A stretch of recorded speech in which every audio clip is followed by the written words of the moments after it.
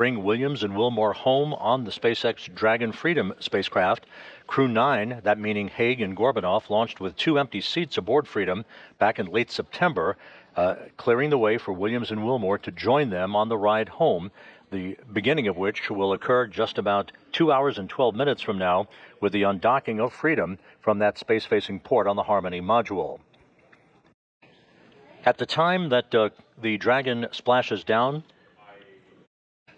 in the Gulf of America off the Gulf Coast late Tuesday afternoon, Williams and Wilmore will have spent 286 days in space, 285 of which aboard the International Space Station.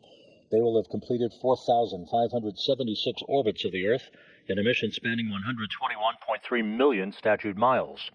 Hague and Gorbunov, their mission duration, 171 days, 170 days of which aboard the International Space Station.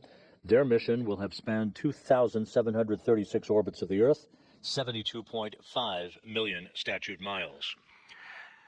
The Crew-9 departing crew, they have donned their garments, their undergarments, if you will. Nick Hague, just off on the right side of your screen. They will be assisted through that hatchway to close the hatch behind them. That hatch closure expected about 30 minutes, perhaps a bit less than that. Freedom, Houston, on 2, standby for big loop audio config.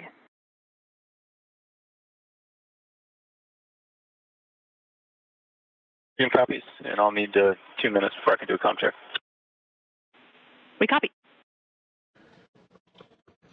Spacecraft communicator Tess Caswell here in Mission Control in Houston, part of the Orbit 3 team, who will be talking to the crew members as they complete the hatch closure and then subsequently the undocking of the International Space Station. She is part of that Orbit 3 team that is led by Flight Director Marcos Flores tonight. He is the lead flight director for the Crew-9 mission. In the foreground, popping in and out of the field of view, is NASA astronaut Anne McClain, the commander of the Dragon Endurance that automatically docked to the forward port of the Harmony module in the wee hours of Sunday morning to initiate about 1+ days of handover activities with the Crew-9 crew. The abbreviated handover was specifically designed to provide as many undocking opportunities as possible for Crew-9. The decision to bring the Crew-9 crew back to Earth on Tuesday was dictated by what is forecast to be pristine weather conditions at the various landing sites in the Gulf of America that the Dragon Freedom will be coming home to late Tuesday afternoon with splashdown scheduled at 4:57 p.m. Central Time, 5:57 p.m. Eastern Time.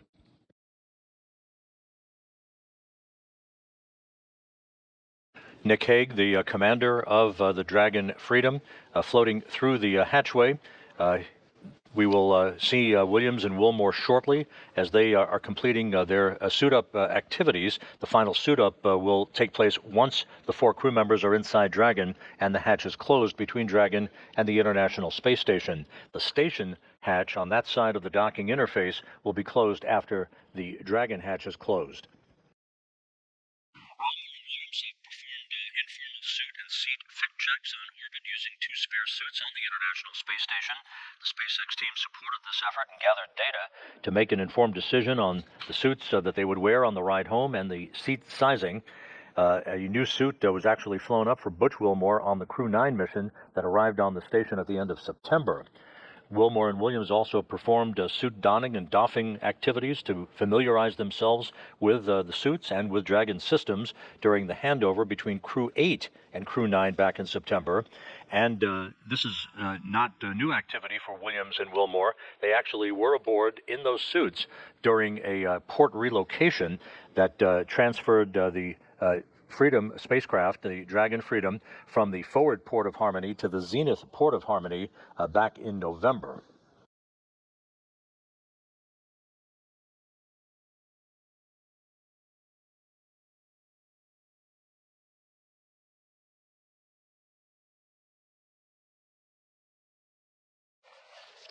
Once Williams, Wilmore, Hague, and Gorbunov depart the International Space Station just over 2 hours from now, the 7 crew members left aboard the International Space Station will continue the Expedition 72 increment, led by the commander of the station, Roscosmos cosmonaut Alexei Ovchinin, joined by his cosmonaut colleagues Ivan Wagner and Kirill Peskov, Peskov having just arrived on the station as part of Crew 10. Also Continuing on in orbit, NASA astronauts Anne McClain, Nicole Ayers, and Don Pettit, and Japan Aerospace Exploration Agency astronaut Takuya Onishi. Don Pettit will be coming home in late April, April 19th, in fact, U.S. time, on the Soyuz MS-26 spacecraft that he rode to orbit in, along with Ovchinin and Wagner from the Baikonur Cosmodrome in Kazakhstan. The International Space Station is currently flying 260 miles above the Earth, currently crossing the southeastern coast of Africa, moving in a trajectory from northwest to southeast in an orbit inclined 51.6 degrees to either side of the equator.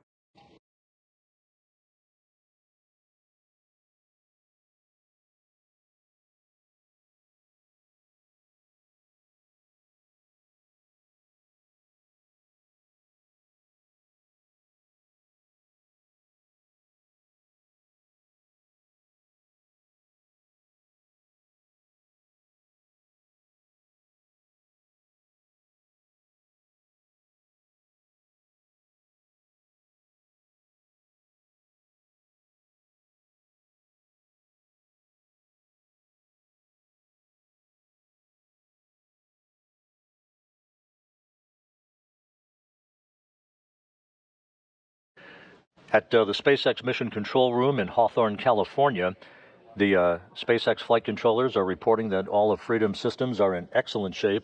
Nick Hague there, as you see on your screen, stowing some last-minute items aboard the Dragon spacecraft that he is commanding from undocking through splashdown. The weather has been monitored for the splashdown sites in the Gulf of America throughout the day. The reports continue to be that the weather is forecast to be excellent for Dragon's homecoming on Tuesday afternoon.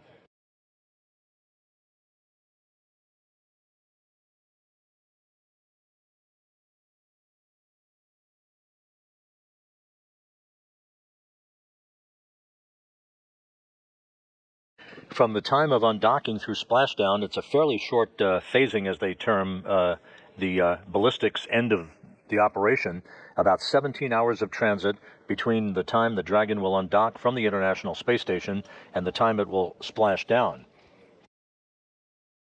Again, splashdown off the coast of Florida in the Gulf is scheduled for 4:57 p.m. Central Time, 5:57 p.m. Eastern Time on Tuesday afternoon.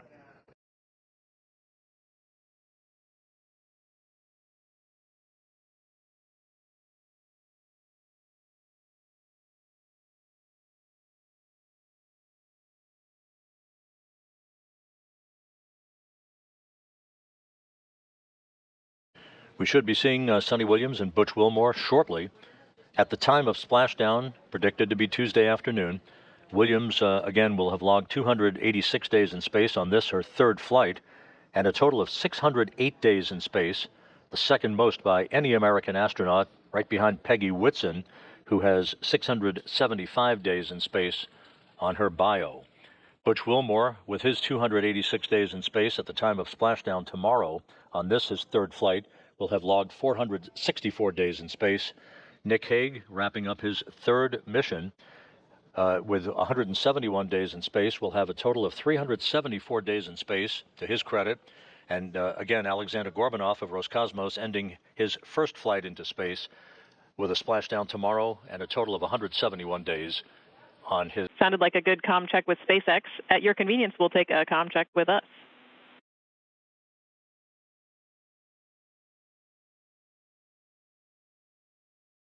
And Houston, Freedom's got you loud and clear.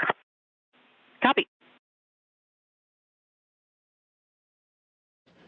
With those voice checks between Nick Hague and the SpaceX Mission Control Room in Hawthorne and the Flight Control Room here in Houston, you're seeing Don Pettit and Alexei Ovchinin taking photographs of Butch Wilmore in his entry suit. Suni Williams is in the foreground near the hatchway.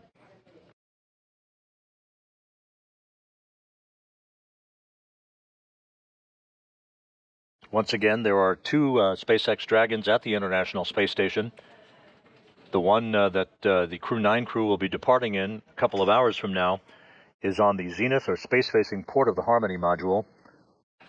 The newly arrived Crew-10 crew docked early Sunday morning to the forward port of Harmony in their Dragon Endurance.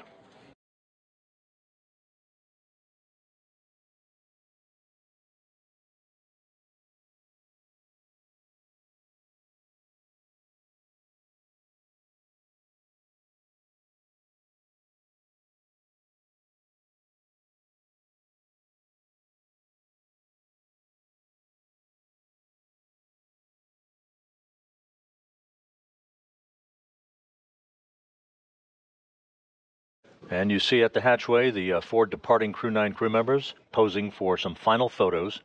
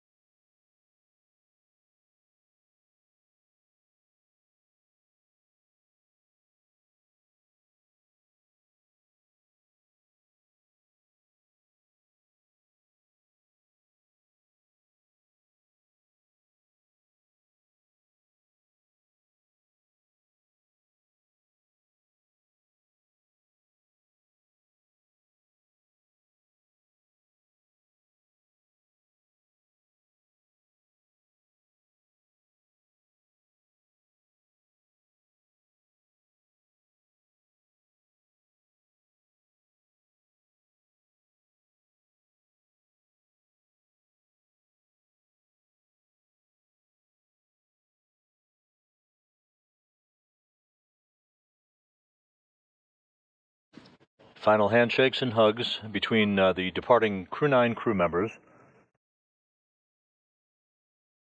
and the crew members who will remain on board the International Space Station, maintaining a continued. And now inside Dragon, you see Butch Wilmore on the far left. In the center of your screen, Aleksandr Gorbunov. Nick Hague on the far right. They will settle into their respective seats aboard Freedom as countdown clocks here in Mission Control are ticking backward toward the time of the command.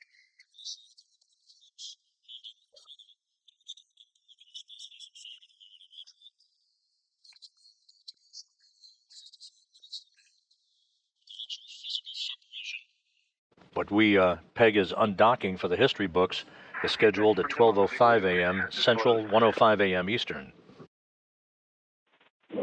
SpaceX copies on hatch closure. We'll send a command momentarily to transition the state machine to hatch closed. You can reference your hatch closed event details for a few actions, and then complete suit donning per procedure 4.010.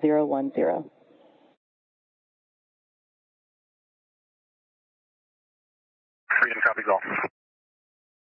And Nick Hague aboard Freedom confirming that Dragon's hatch to the International Space Station is closed.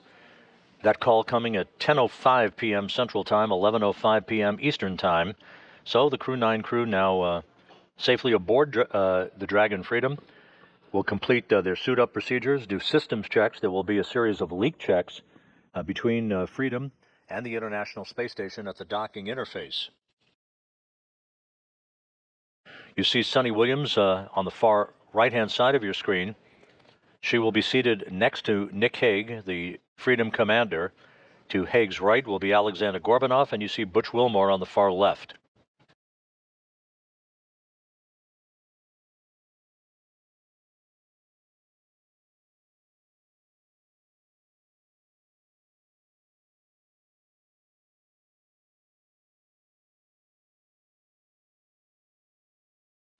The undocking between Freedom and the International Space Station will take Freedom above and behind the orbital laboratory through a series of what are known as departure burns.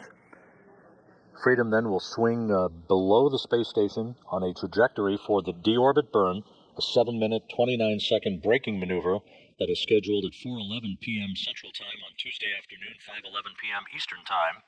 That will slow Dragon down by more than 50 meters per second, allowing it to drop out of orbit for its high-speed entry back into the Earth's atmosphere and a parachute-assisted splashdown off the coast of Florida.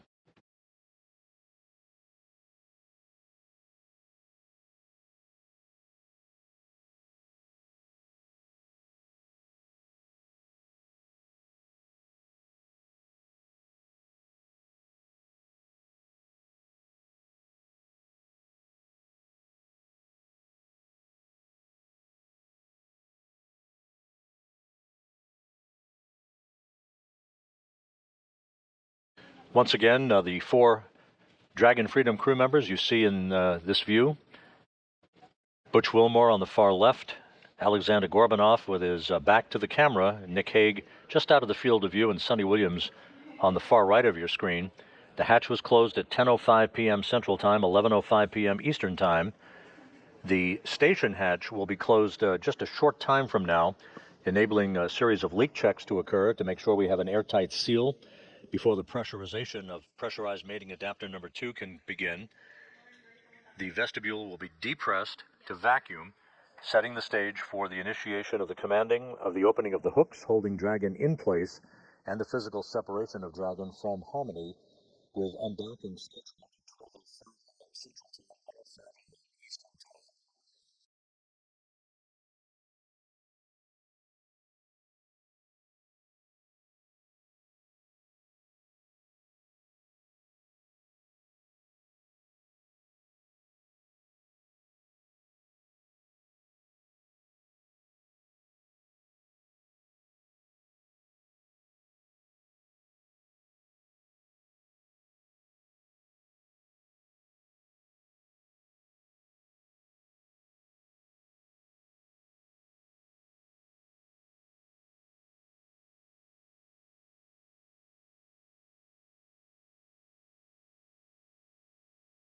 If you're just joining us, you're looking live inside the SpaceX Dragon Freedom. The Crew-9 crew all on board on the far left, Butch Wilmore on the far right, Suni Williams, who launched back on June 5th aboard a Boeing Starliner spacecraft, returning on Tuesday aboard the Dragon Freedom to complete what will be 286 days in space, 285 of which will have been spent on the International Space Station.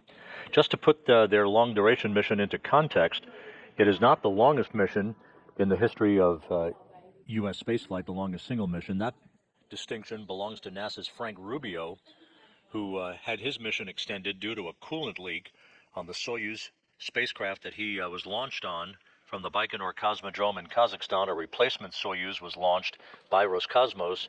Rubio came home subsequent to that with a total of 371 days in space. Behind him, Mark Vande Hei, NASA astronaut, logged 355 days in space. Scott Kelly, 340. Christina Cook, 328. And Peggy Whitson, 289.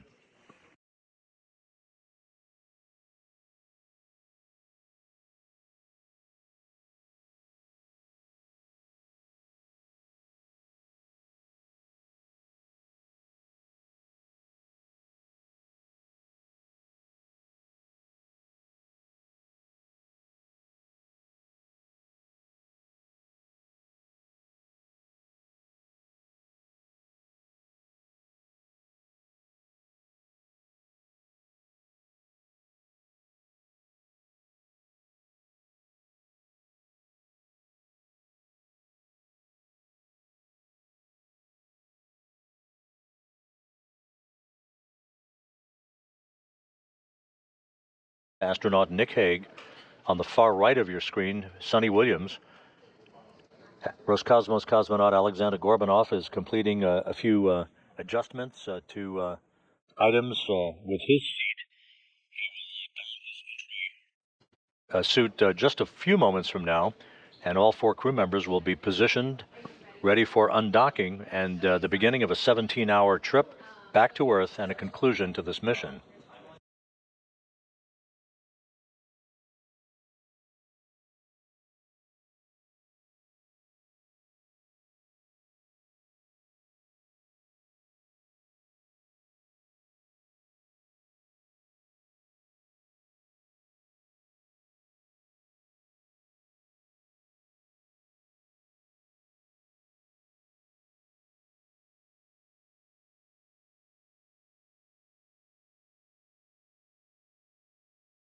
As mentioned earlier, this is not the first time that Wilmore and Williams have been aboard the Dragon Freedom. SpaceX Freedom, contract from C2.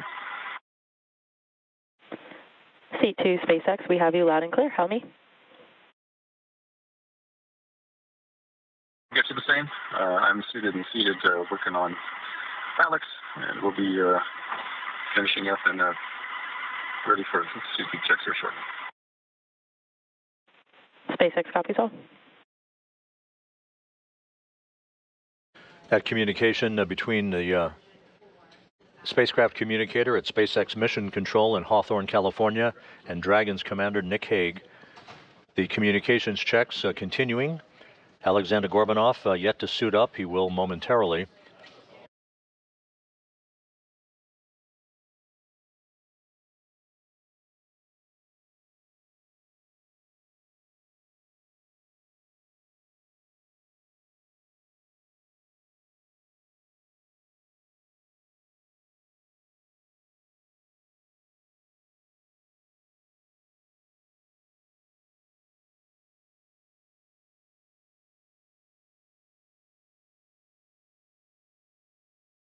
As mentioned earlier, Williams and Wilmore not strangers to the Dragon Freedom.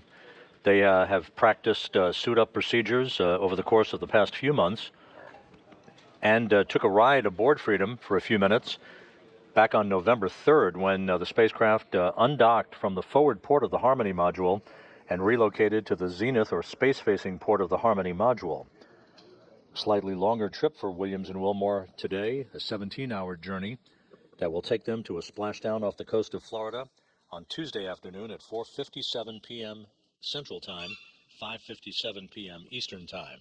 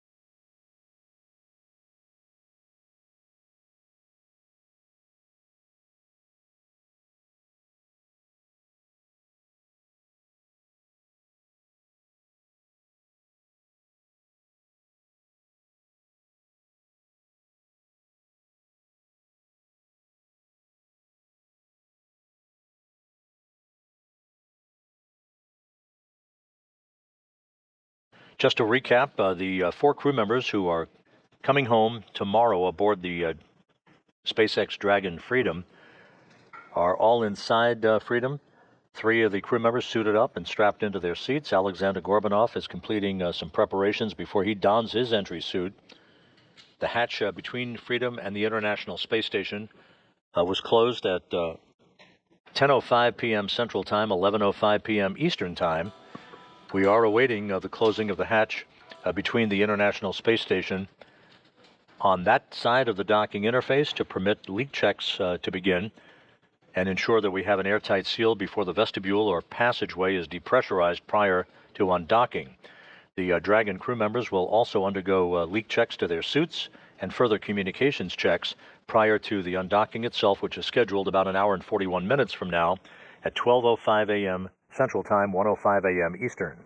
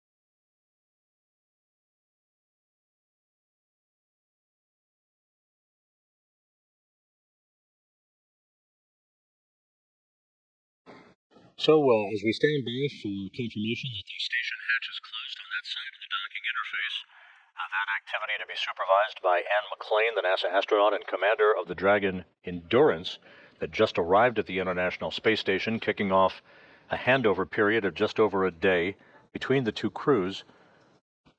an abbreviated handover compared to others that have preceded it, that designed to provide this opportunity for undocking, thus maximizing the best weather conditions that were forecast for this coming week, over the next few days. This is our best shot with pristine weather off the coast of Florida to bring the Crew-9 crew home.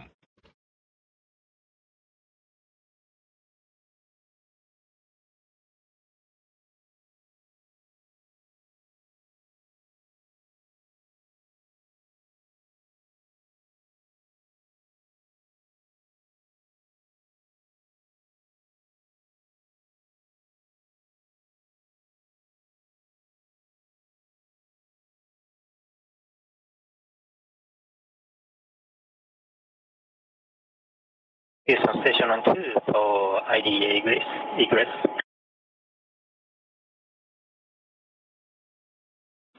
Go ahead on 2.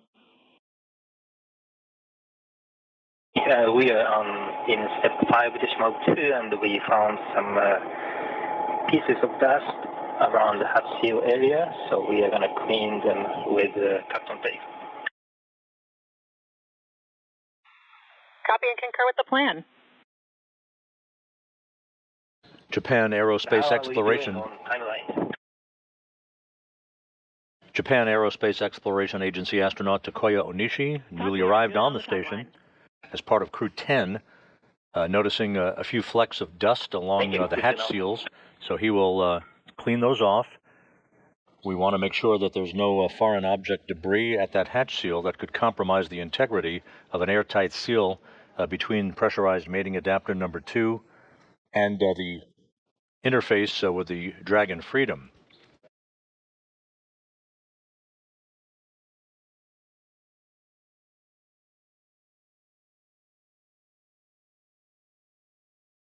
You're looking right across Nick Hague, the commander of the Dragon Freedom, the mission director at SpaceX's Mission Control Room in Hawthorne, reporting back to NASA Flight Director Marcos Flores here in Mission Control in Houston. We're just about ready for suit leak checks. Waiting for call for 5.3. Doc, you are go for step 5.3.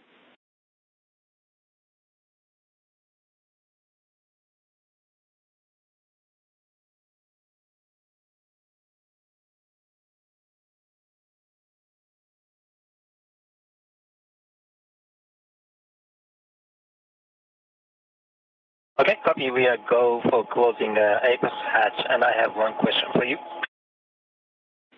Go ahead.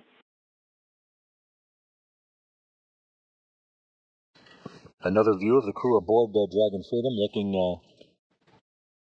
There is one SpaceX bag. It's labeled as unarmed PFD. The bag number is 153, and its carabiner attached to one of the bungees in PMS3. Can we just leave it as it is? Checking.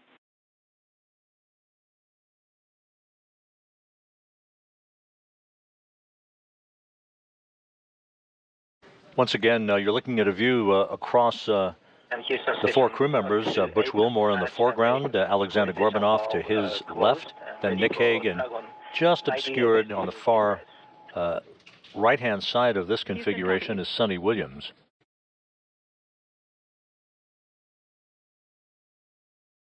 SpaceX Freedom on the big loop, section 5 complete. We've got everybody suited with successful intercom checks.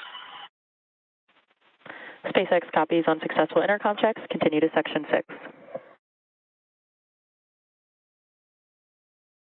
Freedom, welcome.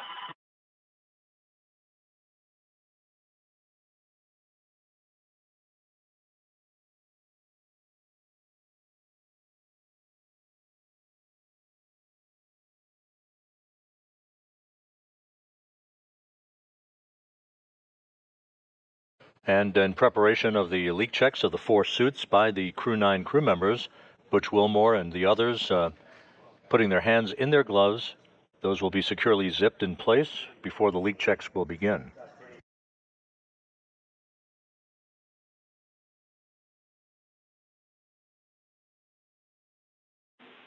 Station Houston on the big loop for the bag.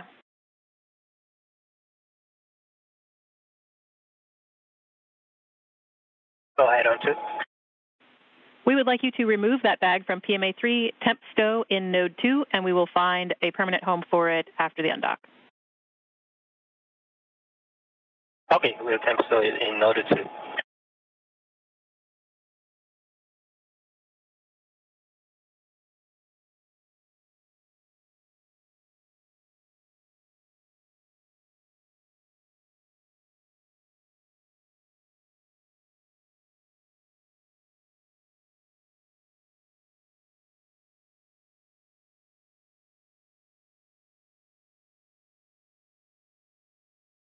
SpaceX Freedom on the big loop, section 6 is complete.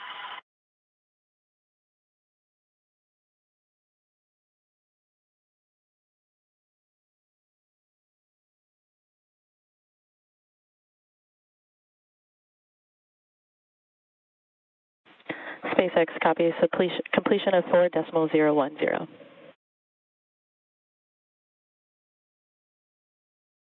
The hatch between the International Space Station and pressurized mating adapter number 2 is now closed.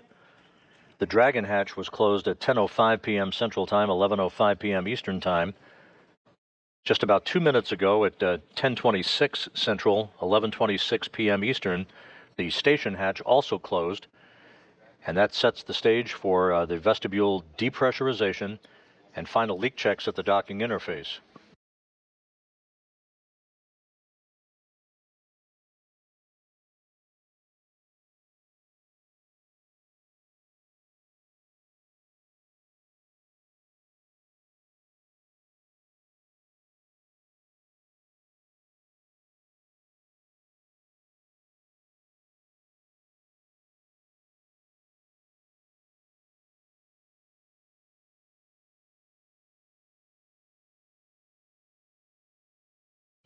Another perspective of Nick Hague and Aleksandr Gorbunov. Butch Wilmore is to Gorbunov's right.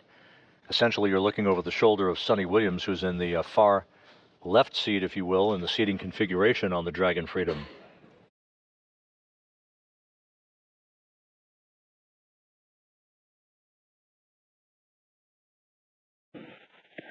Freedom SpaceX on the big loop. You have a go for procedure 4.011. We'll meet you in section 2 when ready. Freedom copies, go for 4.011, see the tip, and we'll press through section 1. Check in with you in section 2.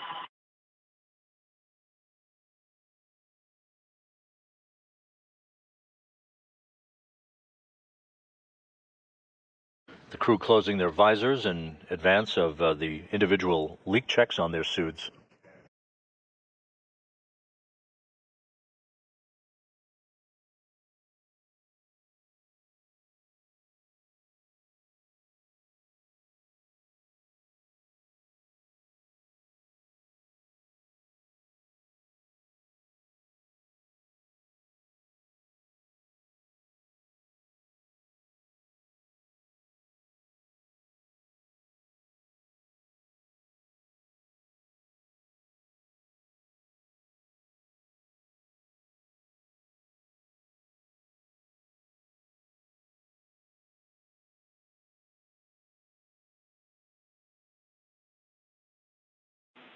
Station Houston on the big loop for Ann prior to hatch close.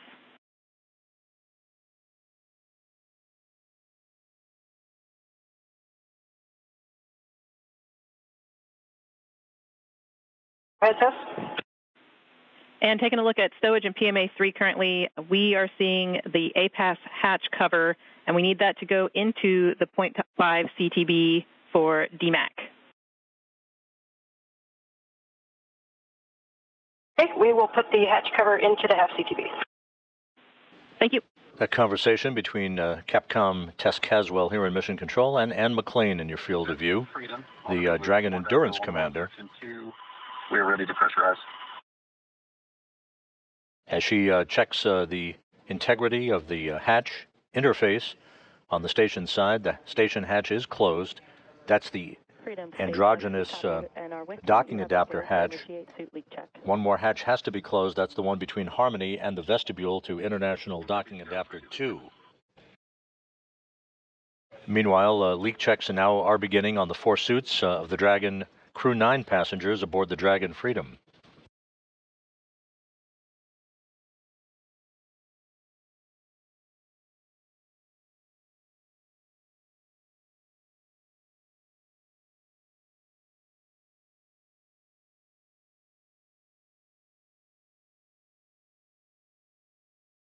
The suit leak checks are underway. This should only take a minute or two.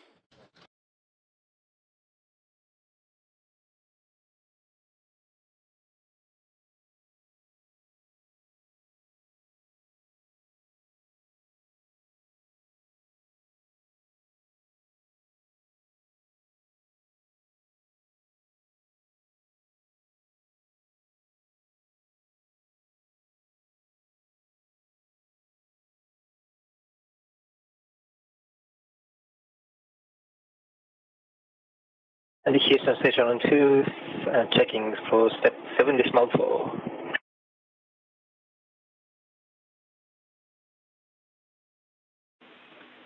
TOC, you are go to deploy desiccant in 7.4.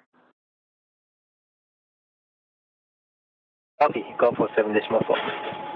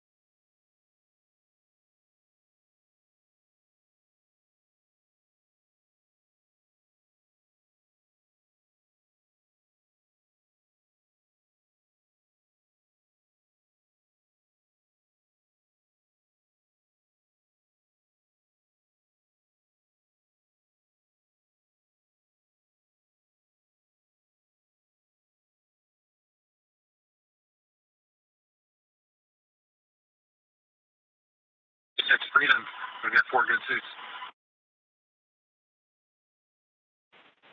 Freedom, we see the same 4 healthy suits.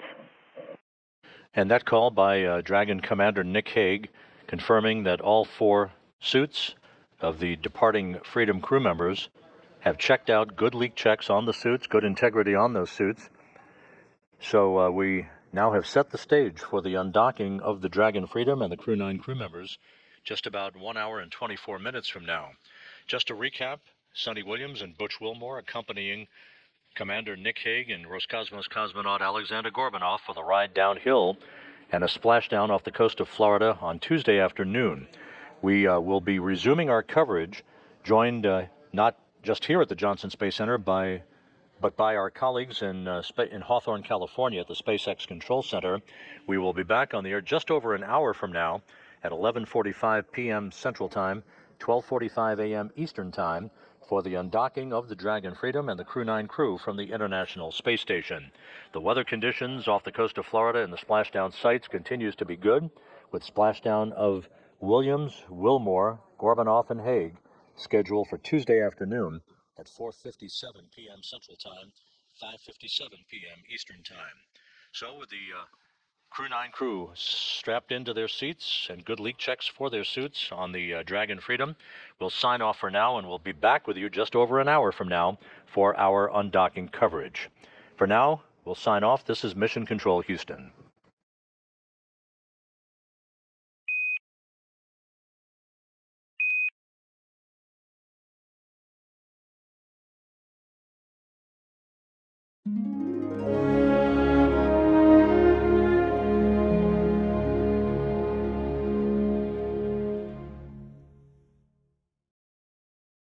Thank you for joining us this evening. This is a momentous night to begin the journey home for Crew-9. Williams and Wilmore, having launched back on June 5th on a Boeing Starliner spacecraft, propulsion system issues resulted in a decision by NASA to bring Williams and Wilmore home on the SpaceX Dragon Freedom spacecraft. Crew-9, that meaning Hague and Gorbunov, launched with 2 empty seats aboard Freedom back in late September, clearing the way for Williams and Wilmore to join them on the ride home, the beginning of which will occur just about 2 hours and 12 minutes from now with the undocking of Freedom from that space-facing port on the Harmony module. Williams and Wilmore will have spent 286 days in space, 285 of which aboard the International Space Station. They will have completed 4,576 orbits of the Earth in a mission spanning 121.3 million statute miles. Hague and Gorbunov's, their mission duration, 171 days, 170 days of which aboard the International Space Station. Their mission will have spanned 2,736 orbits of the Earth, 72.5 million statute miles. And you see at the hatchway the 4 departing Crew-9 crew members posing for some final photos.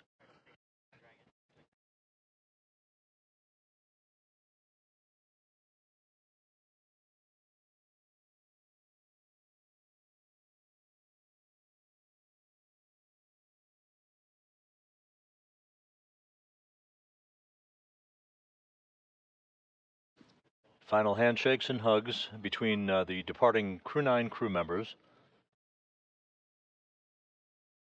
and the crew members who will remain on board the International Space Station, maintaining a continuous human presence on the orbital laboratory that began on November 2nd, 2000. And now inside Dragon, you see Butch Wilmore on the far left. In the center of your screen, Aleksandr Gorbunov.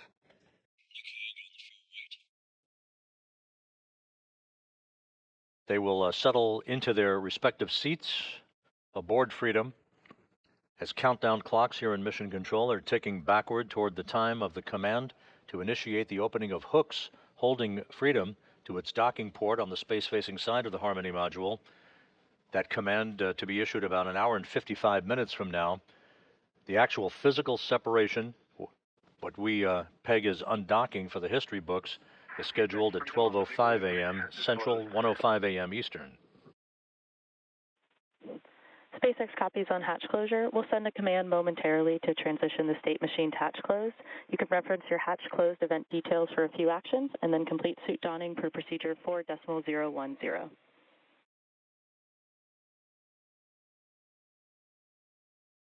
Freedom copies all. And Nick Hague aboard Freedom confirming that Dragon's hatch to the International Space Station is closed. That call coming at 10:05 p.m. Central Time, 11:05 p.m. Eastern Time. So the Crew-9 crew now safely aboard the Dragon Freedom will complete their suit-up procedures, do systems checks. There will be a series of leak checks between Freedom and the International Space Station at the docking interface. You see Suni Williams on the far right-hand side of your screen. She will be seated next to Nick Hague, the Freedom commander. To Hague's right will be Aleksandr Gorbunov, and you see Butch Wilmore on the far left.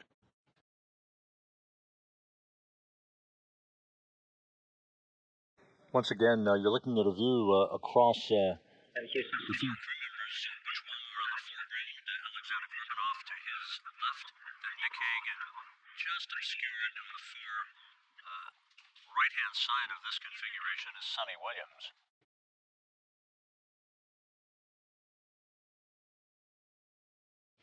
Another perspective of Nick Hague and Aleksandr Gorbunov. Butch Wilmore is to Gorbunov's right. Essentially, you're looking over the shoulder of Suni Williams, who's in the far left seat, if you will, in the seating configuration on the Dragon Freedom. Freedom, SpaceX on the Big Loop. Final reconfigurations for undock complete and nominal. Houston and Hawthorne teams have pulled go for undock sequence start at 0500 Zulu. I'm looking for you to confirm visors down and crew are ready for undock and departure at the planned time. SpaceX Freedom. Visors are down and we are go for undock at the planned time. SpaceX copies. Crew are configured for undock. as they are during what we call dynamic phases of flight. And we did hear a call out a short time ago for the crew to go ahead and put their visors down ahead of the actual undocking itself. Before they depart the International Space Station, let's take a quick moment to get to know the crew we're bringing home tomorrow for the splashdown rather. U.S. Space Force Colonel Nick Hague is your Crew-9 commander. He was selected by NASA as an astronaut in 2013, and this was his second space flight to the International Space Station and third launch overall. He spent 171 days in space with Crew-9 and has a career total of 374 days in space. During his mission, he completed a spacewalk with astronaut Suni Williams. That was his fourth spacewalk, earning him a career total of 25 hours, 56 minutes of spacewalking time. Before Crew-9, Hague previously served as a crew member of Expedition 59 and 60 back in 2019. He flew with Aleksandr Gorbunov and NASA's Christina Cook, so this is actually his second time sharing the space station with Gorbunov. The Kansas native is a test pilot and distinguished graduate of the United States Air Force Academy. Nick spent 5 months in Iraq in support of Operation Iraqi Freedom, and he voluntarily transferred from the United States Air Force to the U.S. Space Force in 2021. And he is an active colonel. His wife, Katie, is a retired U.S. Air Force colonel, and they have 2 sons. NASA astronaut Suni Williams is a mission specialist for Crew-9. This was her third visit to the space station. She originally launched aboard Boeing's Starliner spacecraft and arrived at the space station on June 6th. Following the agency's decision to return Starliner uncrewed, she became an Expedition 71-72 crew member. She logged 286 days in space on this mission. Suni has a total of 608 days in space, earning her the ranking of second most time in space by a NASA astronaut.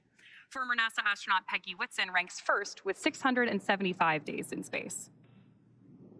Suni conducted 2 spacewalks and has completed 9 over the course of her career, for a total of 62 hours and 6 minutes of spacewalking time. She ranks 4th on the list of cumulative time spacewalking by a NASA astronaut. Previously, she served on Expedition 14 and 15 in 2007, and again with Expedition 32 and 33 in 2012. She is a retired U.S. Navy captain and a proud graduate of the U.S. Naval Academy. Next up is NASA astronaut Butch Wilmore, who is also serving as a mission specialist today.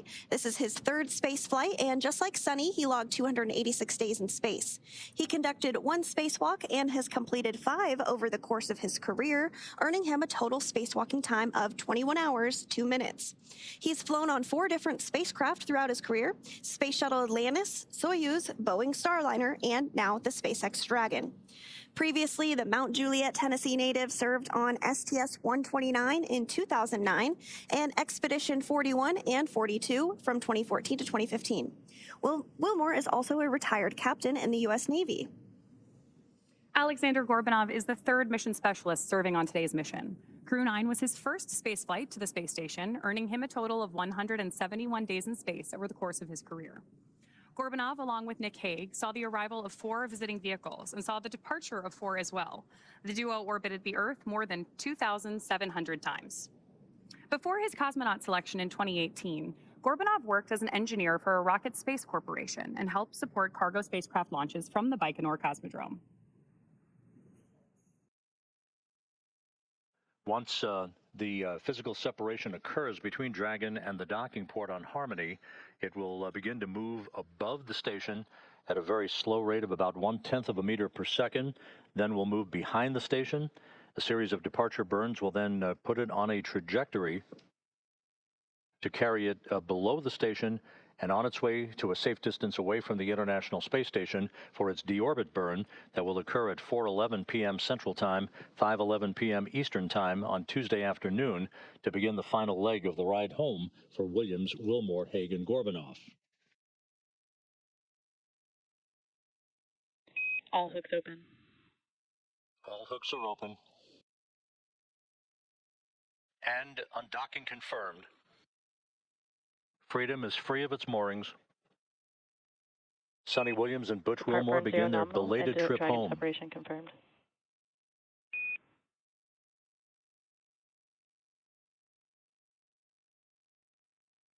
Undocking occurring right on time at 12:05 a.m. Central Time, 1:05 a.m. Eastern Time.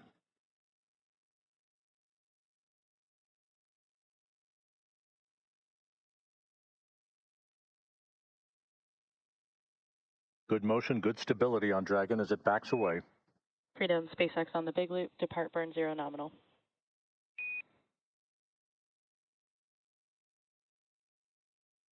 Good opening rate reported by the visiting vehicle officer.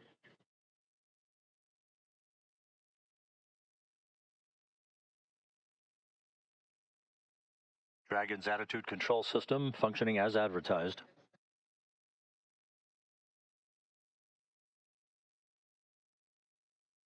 Houston Freedom on the big loop. On behalf of Crew-9, I'd like to say it was a privilege to call station home, to live and work and be a part of a mission and a team that spans the globe working together in cooperation for the benefit of humanity.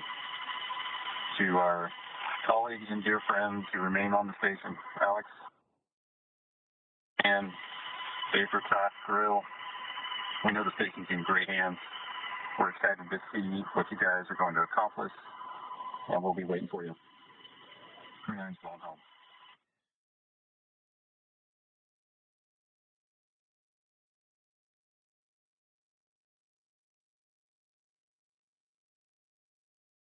Houston Station on the big loop. Step 2, ISS thrusters are verified enabled. To Crew-9, safe journey home. It's been the honor of a lifetime to cross your path up here on Space Station. Your service has been very much appreciated, and we'll miss you, but have a great journey home.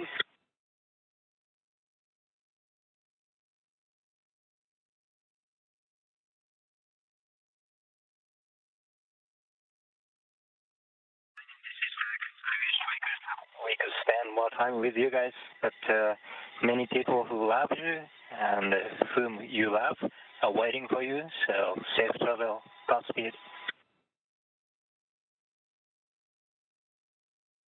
And for crew arrival, we ring a bell in Navy tradition, and for Crew-9, I did a baritone salute as you undocked.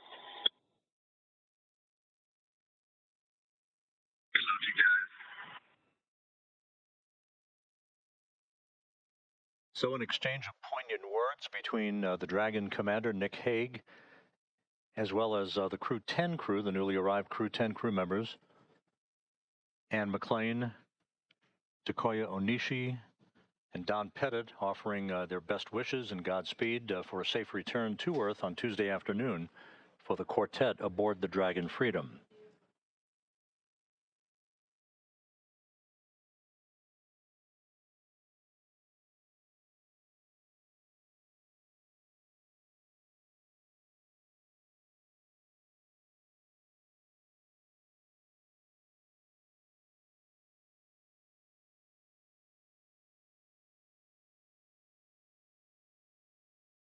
Here, a view that we have once again between the shoulders of Commander Nick Hague, who is on the left-hand side of your screen there, and Mission Specialist Aleksandr Gorbunov there on the right.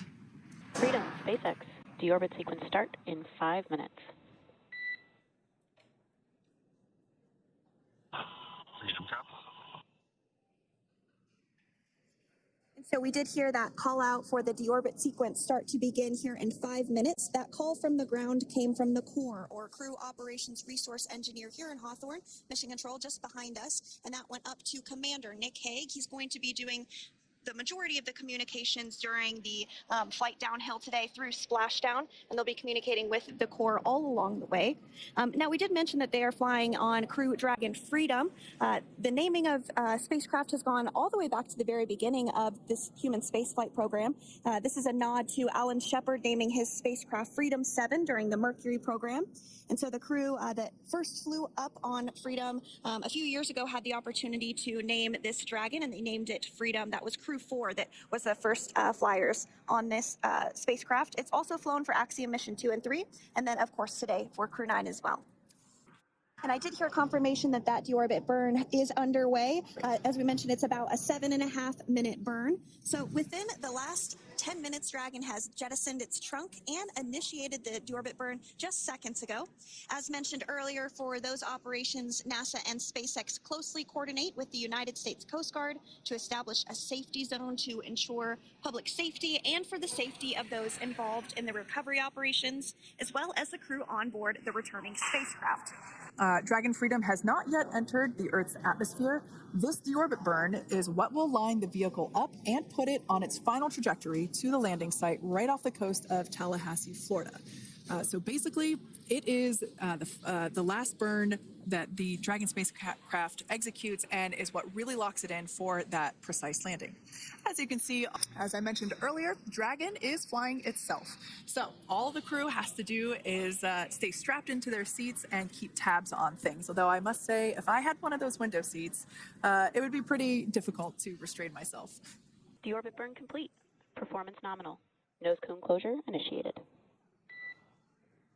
And while on board the International Space Station, Nick, Suni, Butch, and Aleksandr contributed to over 900 hours of science and research investigations, which is really the key purpose of the International Space Station. Now, the International Space Station is celebrating a major milestone this year where they will be celebrating 25 years of continuous human presence in November. So if you're younger than 25 years, you've never known a day where there hasn't been a human living and working aboard the International Space Station, contributing to key science and research investigations that impact our lives here on Earth. There's research being done on Parkinson's, on osteoporosis, on cancer research, and a variety of other studies. Additionally, the microgravity laboratory provides a jumping off point for us as we venture back to the moon and onto Mars through longer duration space flights. One such example that the crew worked on during this mission was an alternative exercise device. In microgravity, the crew has to exercise for about 2 hours a day because they're not having the effects of gravity on their body. So to prevent bone and muscle loss, we counteract that with 2 hours of exercise per day. On board the International Space Station, they have 3 ways in which they can exercise. They have a bike, they have a treadmill, and they have a similar to a weightlifting machine that counteracts the microgravity environment. But a particular experiment that this crew tested out was a combination of all 3 of those in one smaller device. And this is really critical as we continue on to the moon, Mars, and beyond, because space is really important in spacecraft. So if we have something smaller that the crew might be able to utilize, that can potentially help us venture out even further into the solar system. So science is really the name of the game when it comes to the International Space Station. Some of the other science highlights that took place during this increment that are particularly interesting to me was we had the first wooden satellite that was deployed. This is a study to see if other materials might be more resourceful or renewable in space. So I'm really excited to see the results of that one as well. Additionally, we had a couple of spacewalks that took place to not only provide maintenance to the International Space Station, but also where we swabbed the outside of the space station near vents to see if any microbes that we all have microbes on us, to see if any of those could survive in the harsh environment of space, which again is very important for us to know and understand as we continue to the moon, Mars, and beyond. Very exciting stuff. Now, at this point, we have now entered the communications blackout period for the Dragon spacecraft. This lasts approximately 7 minutes due to plasma formation around the spacecraft itself. During this time, no vehicle telemetry is received by mission control or the recovery team, and no external commanding of the vehicle or voice communication is possible. But as a reminder, Dragon is designed to fly itself. During re-entry, the vehicle will be slowing down from orbital velocity, which is approximately 17,500 miles per hour. The top temperature that Dragon will experience upon re-entry is 3,500 degrees Fahrenheit. This blackout period, as I said before, we expect it to last about 7 minutes today, concluding at 5:51 p.m. Eastern Time or 2:51 p.m. Pacific Time. We right there have our first view of Dragon Freedom coming home to Earth. And that view is from the WB-57, which is one of NASA's high-altitude planes that is tracking. Now, because of the way that this camera is configured, it does look like it is dark, but it is indeed daytime, and you're beginning to see that plasma trail as Dragon re-enters the Earth's atmosphere. All of that is expected. We are anticipating an acquisition of signal around 2:51 p.m. Pacific time, so just minutes from now, and you may hear the core begin to hail out or call Dragon for communications and see if we can potentially get communications with them a little bit earlier. Following this, we'll have two events in rapid succession. We'll have the drogue parachutes deploy at 2:53 p.m. Pacific, followed by the mains just 1 minute later at 2:54 p.m. Pacific time, ahead of a splashdown at 2:57 p.m. Pacific time off the coast of Tallahassee, Florida.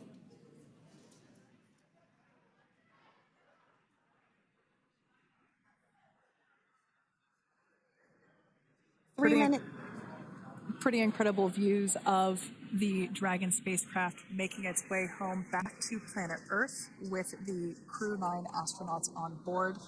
Once again, this view is coming from the WB-57 plane. That heat shield we can see doing magnificent work as it works to... Freedom, SpaceX, Comcheck. All right, we're going to start hearing the SpaceX Crew Operations Resource Engineer.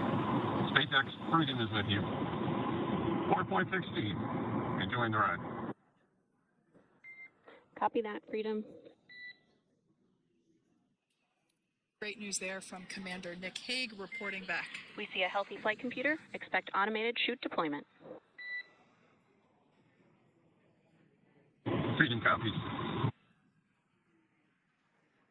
Like we said before, things moving very quickly as Dragon Freedom makes its way home.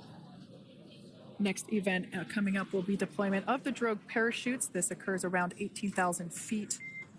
GPS has converged. Expect nominal altitude for drogue chute deployment.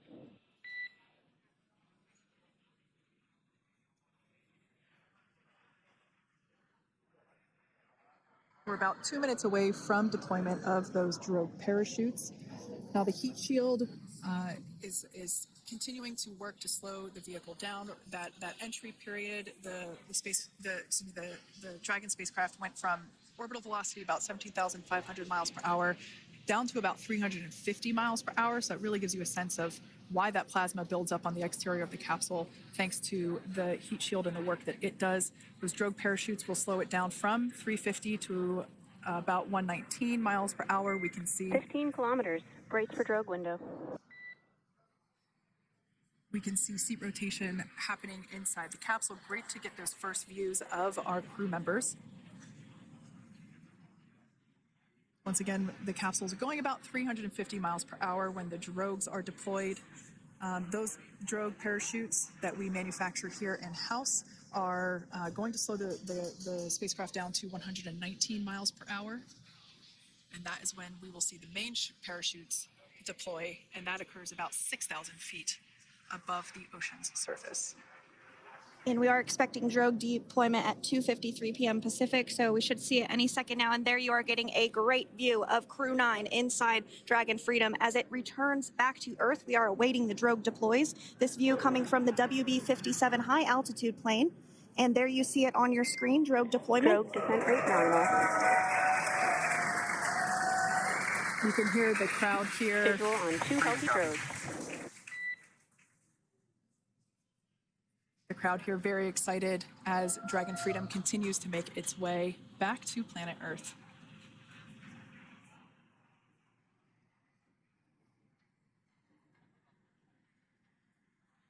Next up, we'll stand by for the main deployment of the parachutes. The mains are quite a bit larger. You'll be able to notice the difference on your screen once they deploy, and they continue to ensure that the Dragon spacecraft slows down even further. As we mentioned, Freedom will be traveling 16 miles per hour when it splashes down off the coast of Tallahassee, Florida, here at 2:57 p.m. Pacific time this afternoon. And there we go. We have visual on 4 healthy mains. That view was from inside. Freedom copy. That view is from inside one of the buckets where the parachutes are located. So we see a great view there of the reefing on those parachutes. And as those main parachutes begin to inflate fully, 4 beautiful, healthy mains. Now awaiting visuals of splashdown. We'll start to hear Commander Nick Hague. Copy, 1,000. As we heard right there, Commander Nick Hague will be calling out the altitude of the Dragon capsule from here on out. Landing in water is simpler and provides more margin against unlikely parachute issues. You can see those parachutes continuing to slow the Dragon capsule down.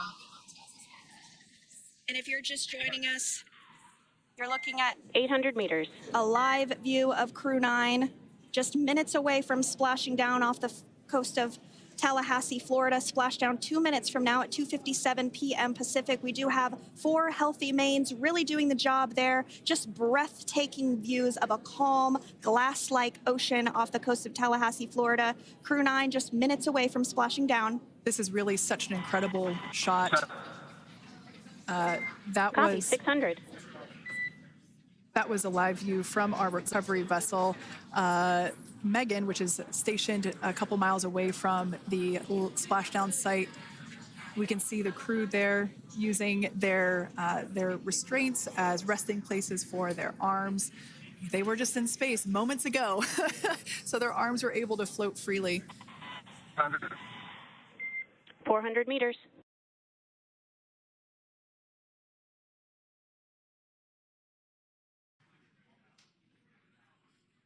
And splashdown. Crew-9 back on Earth.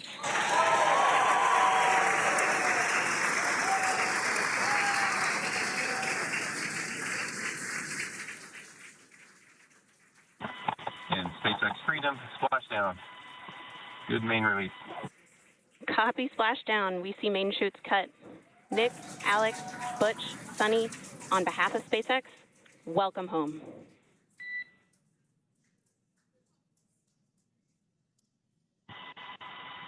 It is an amazing, what a ride. I see a capsule full of grins ear to ear.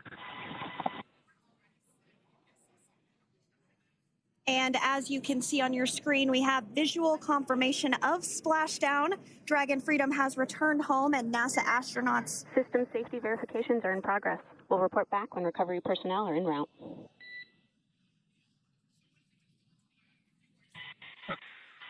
Understand.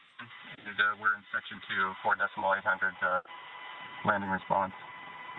And looking for your words on if it is necessary. Freedom, SpaceX, ComCheck.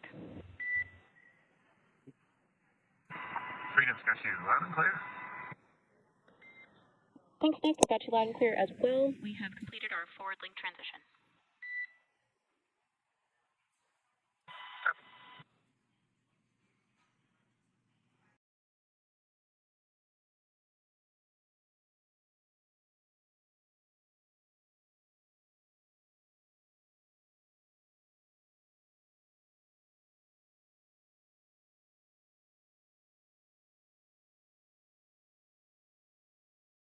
Crew-9 splashdown off the coast of Tallahassee, Florida at 2:57 p.m. Pacific time with NASA astronauts Nick Hague, Butch Wilmore, Suni Williams, and Roscosmos cosmonaut Aleksandr Gorbunov. They're now working through procedures to hoist this spacecraft up onto the recovery vessel Megan. We just saw that hydraulic arm get lowered into the lifting position. That arm will be the mechanism that is utilized to lift Dragon up and out of the water and into the nest located there at the aft end of the recovery vessel.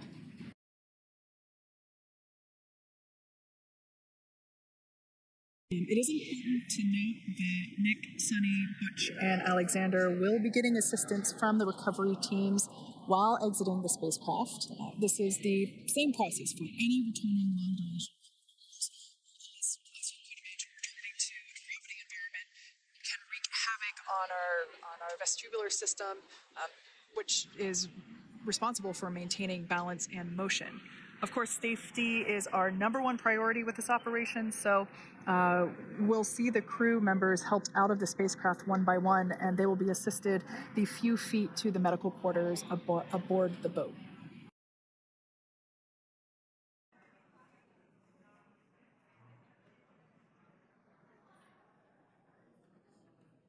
And there you have it. The side hatch is open for the first time since September.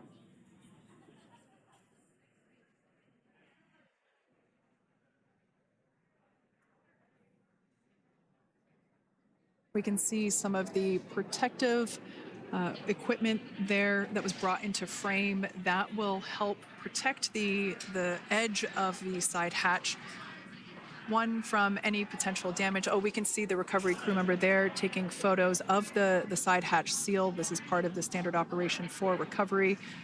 These photos will get saved into our procedure.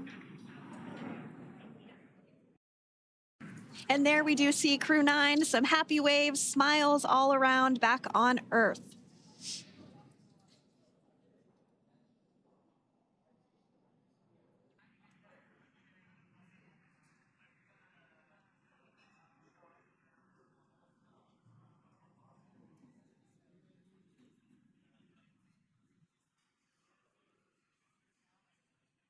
We can see folks on board clapping as our first crew member. And that is NASA astronaut Nick Hague, commander of Crew-9. Now out of Crew Dragon Freedom. Some smiles, thumbs up, and a wave. Can't get any better than that. Yeah, that is one happy camper.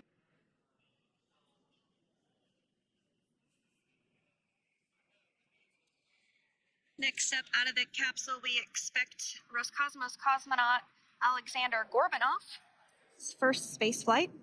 Spent 171 days in space alongside NASA astronaut Nick Hague. Looks like we're getting some cheers and clapping on board as Aleksandr is slid down the little ramp and placed into the mobility aid. Once again, big smile.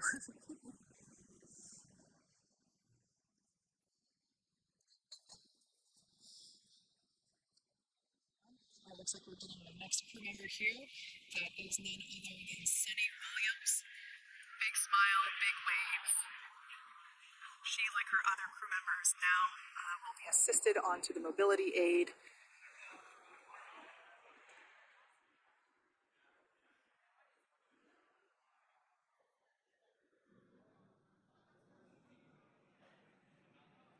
There we have it, some waves, some thumbs up, and some smiles. Definitely seems to be a theme among all recovery operations. Absolutely. And of course, that leaves NASA astronaut Butch Wilmore inside Dragon in seat 4.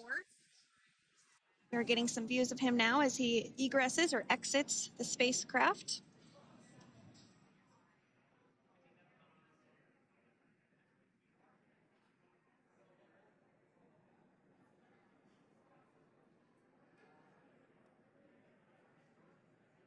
Once again, some elation and cheers there from Butch Wilmore. As we mentioned before, returning to Earth from coming from a microgravity environment can wreak havoc on the body. So it is customary and just standard procedure for all of our long-term space residents to get assistance once they are back on board the recovery vessel.